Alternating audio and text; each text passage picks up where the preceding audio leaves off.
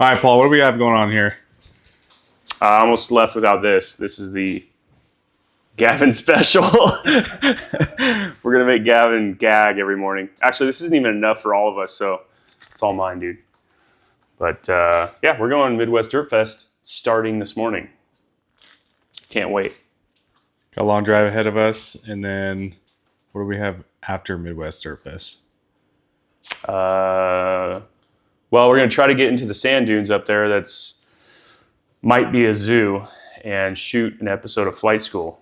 But we'll see how it goes. I mean, we're going to have to try to stay away from people, get there early in the morning, stay late at night, and try to avoid the midday and see if we don't get mad-housed out there, because it's only like a mile by 1 mile square of dunes, and everybody Fenced off. Everybody from Michigan, that's the only place to go. So hopefully it's not just absolute craziness out there, because we need a little bit of space so we can do what we do. So, And hopefully we get maybe bonus location at a golf course. yeah, I mean, if Will is feeling saucy and wants to allow us to hit a couple jumps on the golf course, that would be awesome. I drive past golf courses all the time when I used to ride my dirt bike, and I was like, that just looks epic to just rip that golf course. But obviously it's fully illegal around here. But out in the Midwest, it rains a lot and the grass kind of repairs itself quickly. So they're okay with it, I guess. Maybe. We'll see. Maybe we can go blow out a sand bunker. It'd be sick. No, we're jumping over the bunkers, dude. We're going to dodge them all. And this episode is sponsored by Hoonigan. No, it's not. We've gone through our first tank of gas here in the motorhome. We're in Buckeye, Arizona, on our way to the Midwest Dirt Fest in Michigan. And the ride's been pretty good so far. A few rough roads, but here we are in Buckeye, and it's 106 degrees out. We're hoping for cooler weather as we get up north. But mainly, I can't wait to get this thing on the track up there in Michigan. It's gonna be a lot of fun. After we do the track and stuff this weekend, we're going to probably head down to the dunes and film episode 2 of Flight School, hopefully. Sure, it's gonna be crowded. We'll try to squeeze it in, stay incognito, but it's a little hard to stay incognito when you got one of these. So maybe we can talk to some of the local folks and try to keep some people preoccupied while we're doing some filming out there, hopefully, but it's gonna be a lot of fun. So stay tuned for Flight School episode 2 and some bangers at the Midwest Dirt Fest. It's gonna be rad. Let's go with some cappuccinos and hard-boiled eggs. That's right, we got some groupies in the motorhome making some cappuccinos for us, and so we're gonna hit that up. Of course, you gotta do the cappuccinos. Probably like 3, we're thinking like 3 a day here. I think 3 a day is gonna be a good number. Morning, noon, night, cappuccinos. And we're just gonna drive straight through. What are you guys doing? Making cappuccinos, and we have lunch right here, 2 per person, and all the special salts. We have some freshy Redmond salt to go with your eggs. What do you have to say about Paul calling you guys jerky? We're used to it.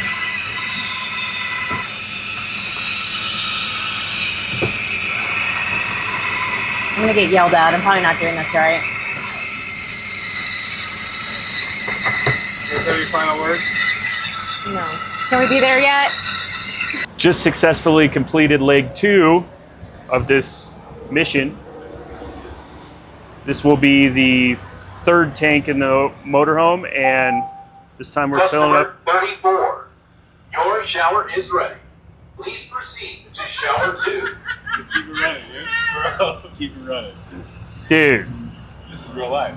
problem is I'm customer 34, so I gotta go take a shower right now. Anyways, yeah, so we are 800 miles in. I'm feeling pretty good, actually. I just need to stretch out a little bit, so I might do that and then go take a leak. The lot lizards are out and about. One of them's black and one of them's green. So we'll be taking advantage of that later. Who's for groupies never want Oh my god. Let's see those stretches, dude. You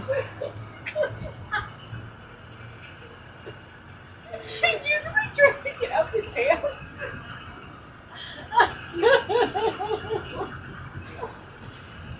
All right, other side. Ah. Anyways, gas prices are really good here. That's one good thing.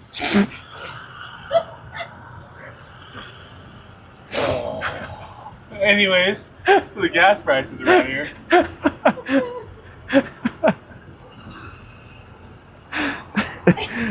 I don't even know what else to say. But if you can get 30 gallons of gas for $100, what is this, heaven? You're gonna chop this up? So on the 40 freeway, about 100 miles ago, the side winds got pretty gnarly. And just holding the wheel like a quarter turn to the left to keep the RV on the road. That was gnarly. But one of the things we did do to the RV before we left on this trip is we put a steering stabilizer and an aftermarket sway bar on the front end of it, and new front tires and new front brakes. So I think all of that actually helped a lot. The Flight School episode 1 front end was stock and blown out, and it was gnarly to drive that thing, but this thing actually drives a lot better now that we did that to it. So it's helped out the situation a lot. I'm super happy I did that before this trip. I think the rotors had cracks in them, so we probably would have blown the rotors off this thing on one of the grades over by Flagstaff on this trip if we hadn't have taken care of the maintenance on this thing. So maintain your rigs, people. So we're here in Texas. It's we're about halfway down the trip, so just under 1,200 miles, and which seems crazy that we're only halfway right now, because I'm pretty beat. I drove for 19 hours straight yesterday, and then got into a small town a few hundred miles back. That was there was a truck stop there. We pulled in about 3:30 and woke up at about 6:30.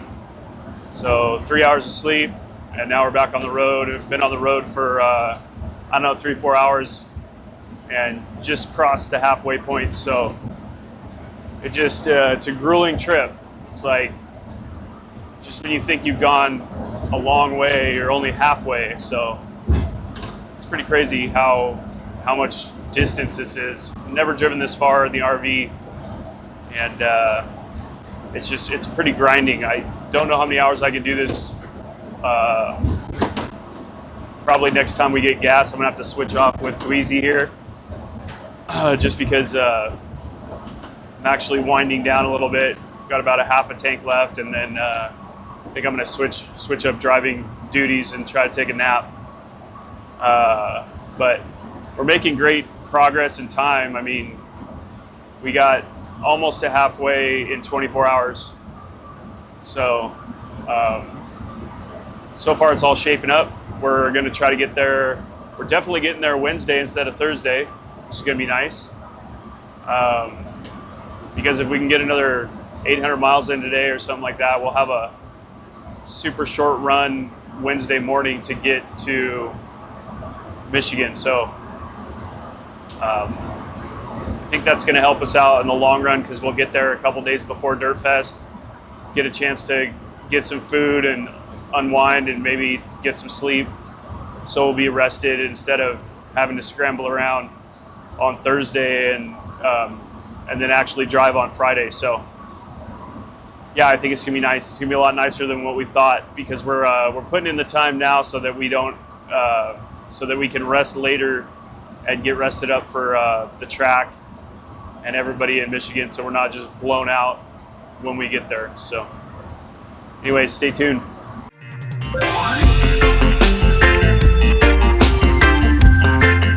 All right, 12 o'clock in the morning at yet again another Love's. What's up, Paul? Yeah, we're in Greenville. What state is that again? Illinois.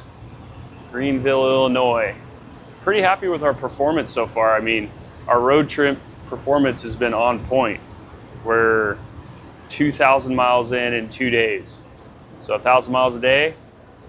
We got about 450 tomorrow, 400 tomorrow, and then we'll pull in. Might even have time to Michigan. send tomorrow, Yeah, I mean, if we get there at a decent time and we're not too tired, it's still midnight, so we didn't stay up till 3 in the morning this time.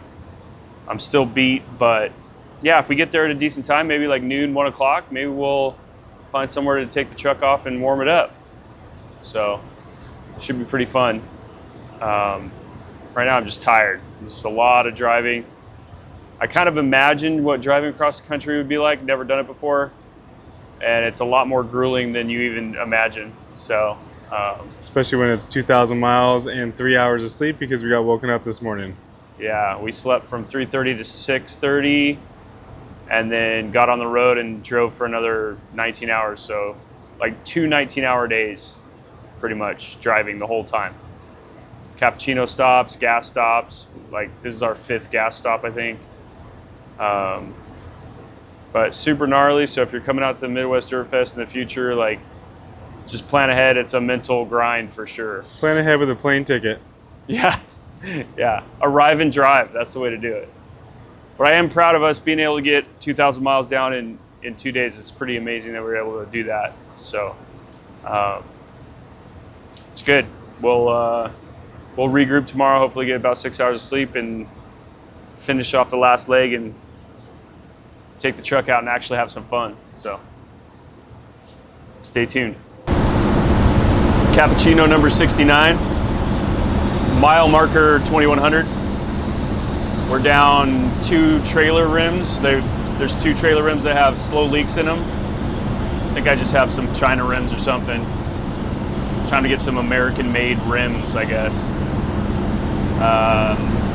On the home stretch, feeling a little bit more energized. We got 6 hours of sleep last night or so.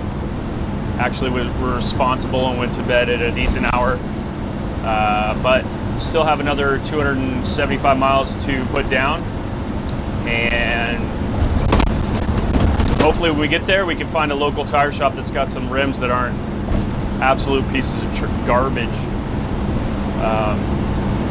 But yeah, I can't wait to get there and kind of relax a little bit, maybe for an hour or two, and then load up and possibly hit up Silverlake sand dunes just for I guess just like spot what we got going on there with some of the areas. Maybe Will could show us some of the danger areas, and maybe we can get some intro footage, because I think it would help to get some of that out of the way so that later on in the next week we don't have to get the intro stuff for the episode. So I think that's the plan for now. Should be there in 5 hours or so. So we'll do another update when we get there.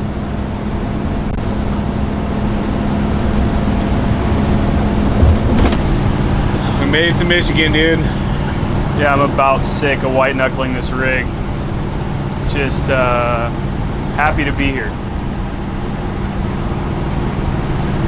Finally. Got about 120 miles left, roughly. Yeah, I'm gonna have to hang in there. Away from flight school for this weekend, what are you most stoked about for Midwest Dirt Fest? So other than flight school, obviously the jump in the trees is pretty cool. I hope they don't do it at night though. Not super stoked to do the tree jump at night. So hopefully they do it during the daytime. It'll just be more, I'll just have more confidence in the daytime, and I'll be able to perform better on it without risk of slamming into a tree or something like that. So hopefully do that during the daytime, and then obviously the track's gonna be sick. It seems like there's not a lot of like commitment jumps where there's like doubles and stuff, so you can kind of hit it as fast as you can get going. As far as the track goes, the tabletops have always looked cool on Instagram and stuff. So looking forward to the track. probably just going to be, semi-conservative on there. I don't think I need to be ripping the track 110%. There's no real reason to, unless I find a jump on the track that lends itself to just full speed. That would be pretty cool. So as far as the long jump competition, I think there's some people there that are stoked about that, but I'm going to do whatever feels comfortable in the truck. So if it's like a Hoonigan style jump that's built with a tractor, I kind of know, like in Hoonigan's this versus that, I kind of know what the truck can do on something like that. So, but I'm going to do whatever feels comfortable, just drive how I drive. And if it's a long jump, then it's a long jump. But if it's not, then I'm not going to push the truck any harder just because I want to win a competition. So it's just going to be whatever the jump is, like however comfortable, however fast I feel hitting it. So I know that's probably going to disappoint some people, but it is what it is. It's my truck, and I'm going to go big. I just don't know. I'm not going to let it stress me out or pressure me into doing stuff that I'm not used to doing. So it's still going to be sick. So Well, we have 4 days of filming right after Midwest, so that's where all the bangers are going to come out.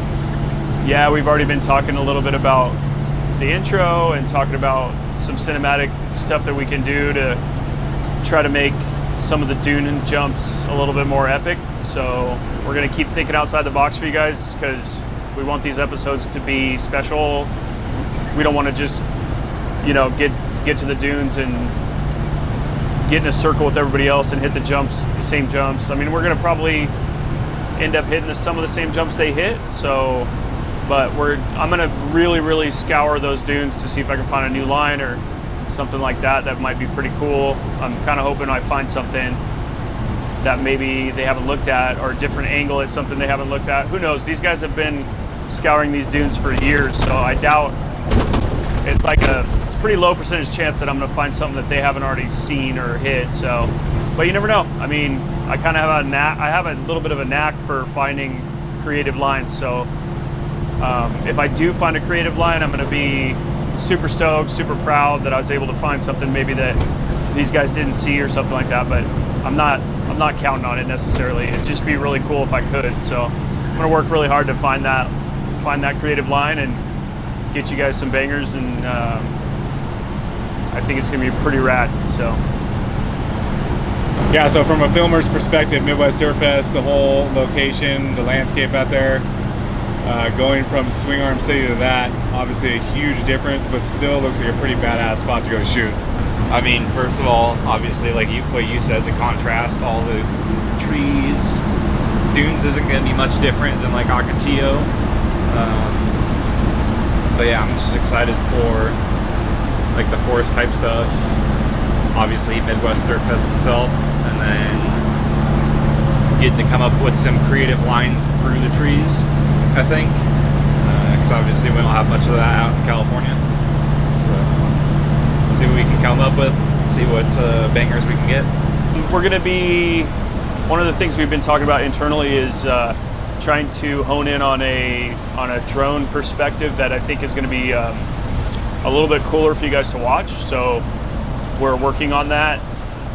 It has to do with the aspect ratio of the truck and how it looks in some of the drone footage. So I think we're going to work as a team to always be thinking about outside the box, for not only for driving the truck obviously, but for getting certain filming angles. And we're going to try to not do what everybody else does. So wherever we have an opportunity to do something different, we're going to take it, and it's going to take us a few episodes to get honed in on what it is. But I think every episode we always want to be progressing, so we don't ever want to get stagnant and have stagnant content that ends up being like cut and paste from the last episode. We always want to have new ideas and new ways to do things and better equipment, and always talk about thinking outside the box. We never want to just take somebody's word for it and then run with it and just have like run-of-the-mill content. So that's going to be one of our goals, is to have content that stands out from everything else and also stands out from the previous episode. So it might be subtle differences that you might not notice. You'll probably notice it, but you won't know why. You'll recognize a shot and that's a cool shot, but you won't know why it's cool for whatever reason. The subtle differences in what we're gonna do, you'll just realize that it's an epic shot and not necessarily know why. So we could probably explain that later if we do find, if we start honing in on our out of the box thinking, then we can maybe explain kind of how we do things behind the scenes, on some of the behind the scenes, how we're able to come up with what we're coming up with. So that would be for later. If we actually get some, we can talk about how we actually got the shot or whatever it is. So that's kind of what our goal is with flight school. So stay tuned. All right, so Paul doesn't have Innovate wheels yet on the trailer. What's going on with these things, dude? I don't know, these little China rims, they tend to leak around here somewhere. There's some cracks forming. I don't know if they're just like, there's a lot of potholes out there, so I don't know if they're just like expanding and contracting and then creating little cracks, or just cheap wheels. The other thing is, Blake Wilkie always talks about using one strap. We've gone 2,000 miles, 2,200 miles, no straps. So there you go, Blake. Watch and learn, Blake. Watch and learn, Blake. This is how you do it. We've had to fill this tire up every 100 miles. Tire man at your service. But we're in the 100-mile range to Michigan. Let's get ready to send, brother. Yeah.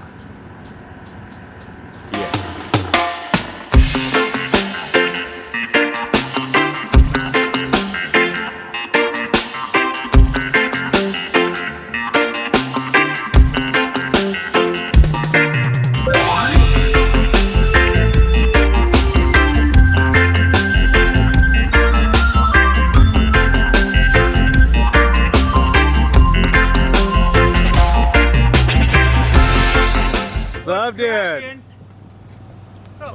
All right, I just pulled into Michigan yesterday, and here we are. It's obviously beautiful. You can see the scenery, the trees. We don't have that in California. Very green around here and lush. We are at the Golden Sands Golf Course in Mears, Michigan, and it is Will Kalinda's family property. It's been amazing so far. He took us around the golf course here, gave us a tour, showed us the bar, showed us the restaurant. He's got a little guest house here that we're using to take showers and stuff like that. We're still staying in the motorhome, but it's been really awesome, really relaxing. Everybody's been super nice and helpful. We've had a couple of issues on the road, so people have been kind of jumping in to help, and it's been amazing. So yesterday we got out in the dunes for about 10 minutes. It was super windy out there. We would have probably stayed out a little longer, but the wind was just like blowing sand at us, and we went and did what we needed to. So just warming up and getting acclimated to the area, try to see if we could find any of the pitfalls out there. So we did rip the truck already, but today we're going to get situated here and go out and try to film the intro and maybe some filler shots for aerials, and maybe we can rip through the trees out there, see if we can find a creative line through the trees and get some shots of ripping through the trees. Don't know if we'll find any jumps today. Maybe we'll look for some. Don't know if we're gonna actually film today or not. If it's quiet out there, then we might get something as far as the jump locations go. So everything's been great. It's nice to get out of the rig and into like a more comfortable situation. It's just very uncomfortable 48 hours in the rig. It's mentally taxing, so it's just nice to be just normal and out in the beautiful scenery. We'll probably have some more shots of this golf course and scenery later, so you can see a little bit more of it. It's pretty epic, so looking forward to it, looking forward to today, getting started. So glad you guys are tuning into Flight School. Thank you.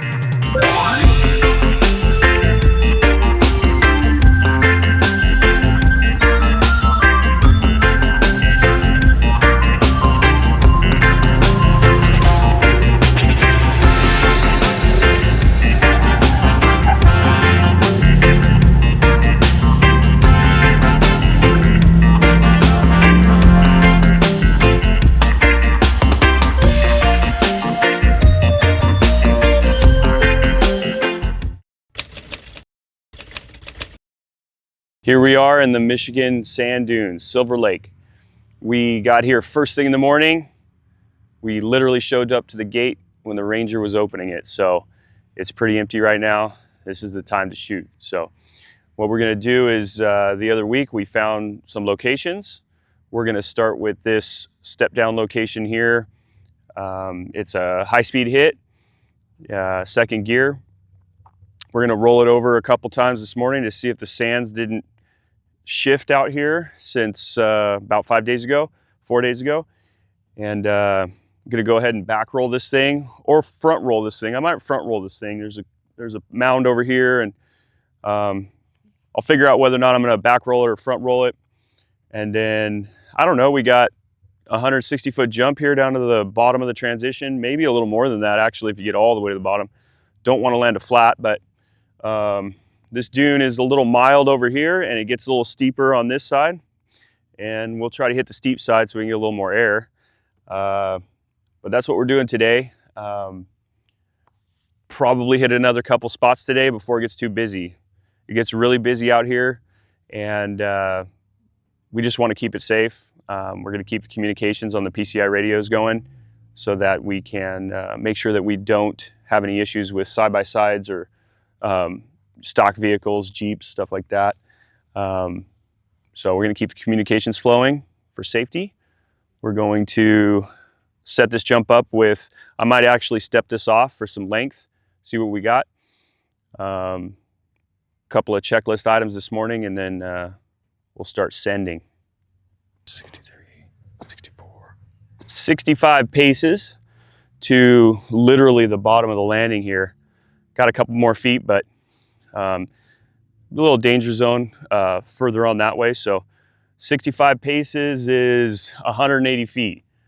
So kind of gnarly. I guess at 180 feet with the last episode, what we did was we taped things off and with an actual measuring tape. Looks like I had 10% error on my step-offs. So at 180 feet with a 10% error, for the error, we subtract another 20-ish feet, and we're down at like 160 to this point here. So probably a 160-foot jump if I had to guess with the math that we kind of figured out last episode. So kind of an update for you guys as well. So I'm learning as I go, and knowing that I have a 10% error on my step-offs, we're talking roughly 160 feet to here. So this is the spot where I kind of want to get to. We're going to work our way up from, 40 miles an hour to anywhere to 65 miles an hour. So.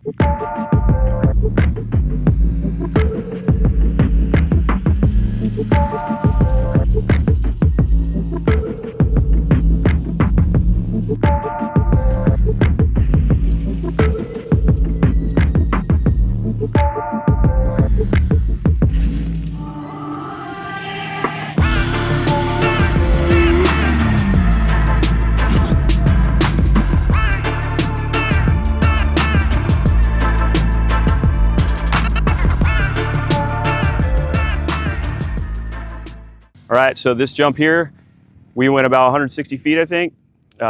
It's the jump we scouted, but we were standing around, and of course, we're always jump hunting. So what we did was we walked down the ridge just a little bit, and I saw a line through the trees.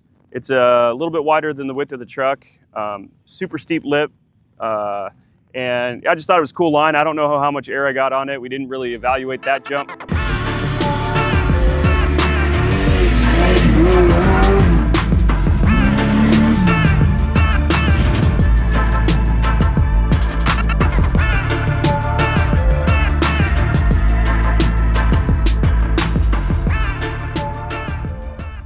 It seems like there's jumps all over the place, so we're gonna continue on. This is a 1 mile by 1 mile-ish area, and starting to get crowded now. We got in here early, but now it's starting to get crowded, so we're gonna have to be on our A game with spotting for the rest of the day here.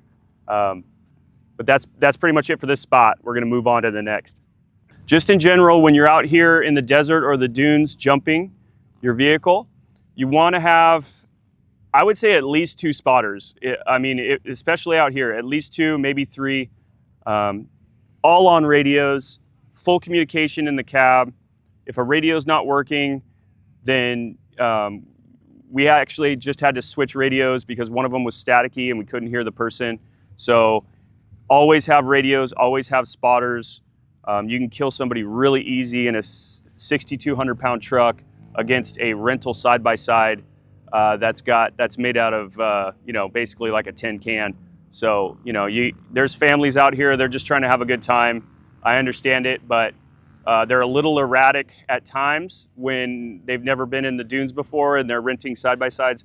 A little bit erratic driving compared to the normal traffic out here. So you always want to have your radios. We have PCI race radios for this shoot. And another thing, if the radios aren't working, you have to have someone near the lip that needs to be able to run in front of the lip and throw their hands up to let everybody know that you need, or to let the driver know that they need to stop. Because if the radios for whatever reason aren't working, you got to have someone next to the lip in order to stop it manually instead of with the radios. So you got to have a backup plan for the radios as well, because they're not always reliable. And so that's a good way to keep yourself safe out here. All right, we're at another spot here. We are about half a mile east of the last spot we were at. We've already scoped this one out, so I'm gonna go ahead and step it off like I normally do and see how many feet we think it is. And we're gonna go ahead and hit it conservative first, just because we don't know what the sand's done around here. The wind blows a lot overnight, and want to just make sure that the lip is consistent with the last time I hit it. So I'm not gonna just go full ham right away. I'm gonna kind of ease myself into this one, and then the landing is a little sketchy on this one. You got a big table that's kind of downhill, and then there's a knoll to land on. That's kind of where my sweet spot is gonna be, the knoll. After the knoll, there's a pretty good dip and a rise, so you wouldn't want to go all the way to the rise. It would destroy the truck. So got to be a little careful with the speed on this one, but I think it's still going to be a good hit here.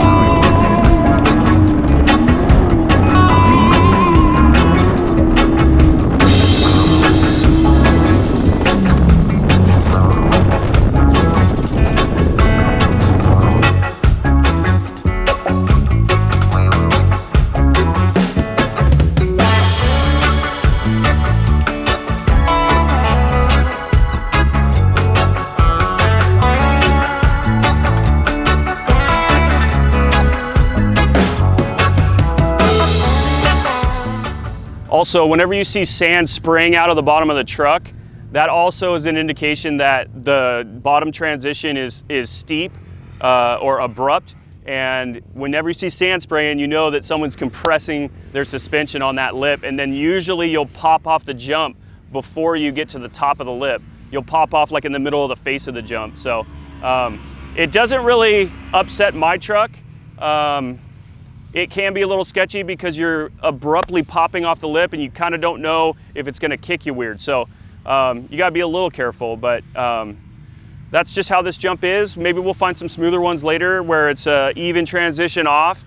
The last one was more like that, so this one's just a different type of jump. I kind of like it though. It's fun, like feeling the truck fully use all its suspension on the face of the jump, and then throwing sand is just, it's kind of a little icing on the cake. So hope you guys enjoyed it. We're gonna go step off this jump.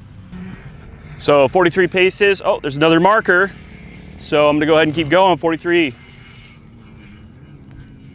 47 paces. We're looking at about a 140-foot jump. Pretty disappointing, actually. Kind of wanted to go. There's tons more landing, so I think we're gonna have to revisit this one later in the week or something and see if we can get it. We will mix in those bangers if they happen, but there's tons of landing. There's another 50 feet on this thing, so we got to just figure out how to get faster, I think. Maybe more horsepower, but I don't know. The truck doesn't do that great in the sand. I'm at 8 PSI in the rear tires right now, and still spinning, still all that stuff. Maybe a mild paddle would help, but all the guys out here run low PSI, no paddles. You'll see a couple paddles here and there, but most of the guys out here run low PSI tires, and they seem to be fine. So maybe a little different for what I'm doing. But those guys go big too, so and they do it on low pressure all day long. So we'll see if we can get creative and find another line at this thing another time. Maybe in the morning, first thing, we just come out here and see if we can go another 50 feet on top of the 140. Could be a 200 footer, who knows? That'd be crazy, but I think 200 feet, past 200 feet, you're gonna be getting this into this uphill here. So, but if it was a 200 footer, that's wild. 200 foot is like the golden length for truck jumping. So we'll see what happens with it. Okay, as I discussed before, the lip right here has an abrupt transition, and then you can see my tires are leaving somewhere in this area right here. And you can see the lip goes up another, I don't know, 4 or 5 feet above where my tires leave. So like I was saying, you pop off the steep transition down here and your tires leave the ground somewhere in here. And then you got, 5 feet of lip that you're actually stepping up over and then getting the extra air. So imagine if this top lip wasn't here, how much more air under the truck there would be. So it's kind of cool that it's like makes a little step up out of it. But just wanted to show you guys kind of what happens here on the lips, these types of lips. Another lip that's very similar to this is out in Johnson Valley, the Terra Crew Night Hit, or a lot of times you'll see it, it's the jump to the south. Some of you people know it, but it's similar to this, where you leave the ground before you get to the top. And it compresses your suspension very hard. So it's very similar to that jump. Just wanted to let you guys know, it's a little bigger than that jump, but it has the same dimensions or the same geometry, and so it feels the same when you hit this jump. So just a little backside information for you guys, and also letting you know that Johnson Valley is a killer place to go jump your truck. Okay, we were about to take off with the jump where I was hitting just on the knuckle, and we were kind of just talking and kind of ending the day, and then we looked over here 50 feet to the left, and we've got ourselves another lip with actually a better landing. So it seems like this place just keeps giving. There's jumps everywhere, and we're in a, I don't know, less than a quarter mile radius, and we've already got these. So this jump has more of a table to it, and then the landing there's a knuckle at about 150 feet over there, and then there's a steeper landing there. And you can go a long way on that landing. So this place is just cool because it seems like you don't have to go far to find big old booters. So I'm looking forward to continuing to jump hunt around here and find stuff. We got a couple more days, so I'm pretty sure we're gonna find some bangers out here.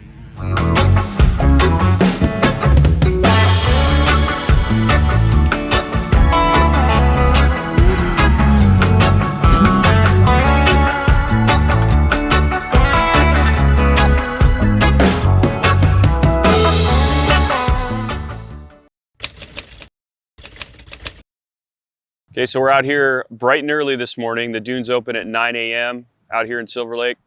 And we got here early because the other day we were trying to film this shot and there was just crisscrossing UTVs everywhere. I think we waited 20 minutes to try to get one run in. So wanted to come out here early and see if we can get some clean runs in. We did get some rain yesterday, so the dunes are a little bit moist, and that means we'll probably get some better traction and better speed off this one. Out here, you can't really get too much speed for some of these jumps. For the most part, you just need more speed and more traction. So I think today's going to be good. We got a situation with the dunes where it's windy, it's blown it over, and it's wet. So it's just going to be epic. This run up starts basically all the way over there at the bathrooms. It's a 300-foot run up or something like that. We're gonna try to find a nice straight line. And then this is the lip behind the truck here. It's a pretty big lip. we're going to see, I think there's a couple of rollers. I'm gonna go up on this thing and check it out one last time before I roll it and try to find the exact spot and angle where I wanna hit it. There's a couple different rollers at top. I don't know if there's multiple landings or how we're gonna play it, but I guess we'll just kind of see how that goes once I start getting speed off the bathrooms and see where I can get to. So should be a fun one today.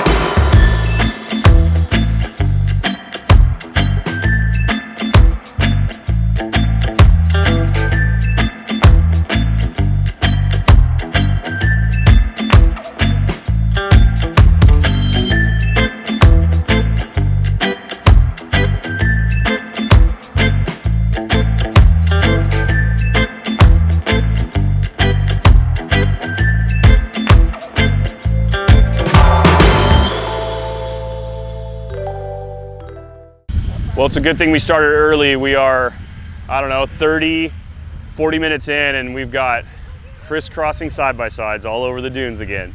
So we were able to get it in though. This jump's pretty cool, the bathroom jump. I found 1, 2, 3, 4, 5 run-up lines just because really maximum speed you can get is the biggest you can jump here. So I was just experimenting out there with different lines out of the bathroom area. So we found a couple lines here. Jump's pretty cool. You could actually go further if there was more run up or you had more power. So we went ahead and finished that. And then the other thing we noticed is over here, about 50 feet away, there's like a log that's laid down in the dunes and the sand's blown up against it. And so we wanted to hit that for like a little filler shot. So I'll come over here and show you that. So after finishing off that jump, I was kind of walking around at the top of the lip, just kind of letting the truck cool down and relaxing.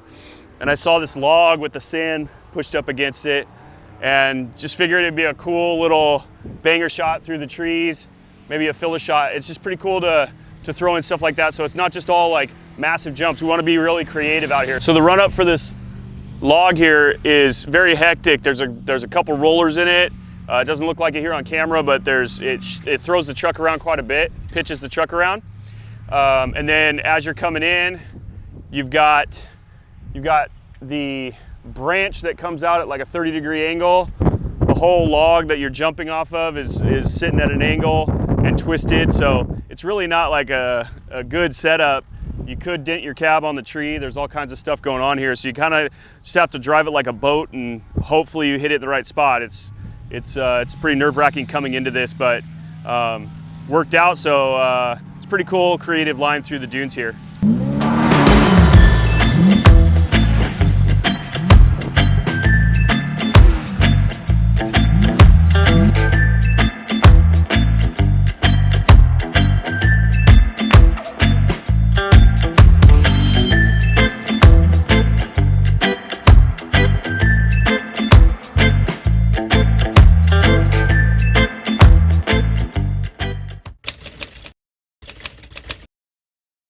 All right, we've transported ourselves from the Silverlake sand dunes over to a buddy's private property here in Michigan. And normally on flight school, we aren't going to be hitting